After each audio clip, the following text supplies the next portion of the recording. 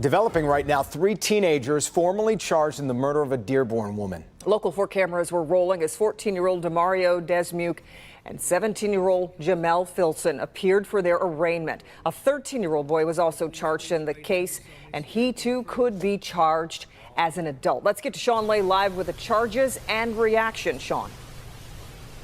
Absolutely stunning to see people so young facing these horrific allegations here of murder. We here in Dearborn saw the 17-year-old and 14-year-old just appear in court. A victim's family member had to be removed from court. It was so explosive as he was shouting at those 2 teens. And tonight we're learning from prosecutors this case may be rapidly expanding.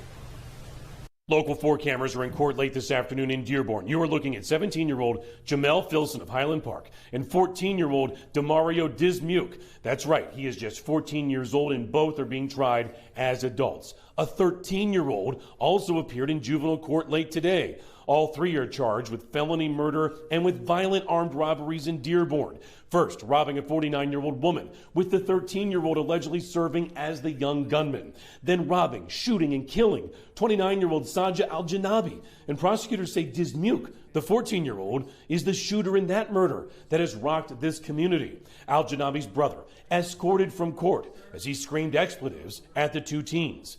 The 3 are accused of next speeding away and then robbing a 59-year-old man, a shot also fired during that robbery. Prosecutors now asking for another warrant request to be sealed by a judge, indicating many others are involved and linked to the 3 teens. Prosecutors wanting to protect other victims, other witnesses, victims of likely gang activity. There's a threat of harassment and intimidation of witnesses and that's what the motion to seal seeks to prevent, and that's why we refer to potential gang activity. Outside of court, is there anything you'd like to say to the family members involved in this?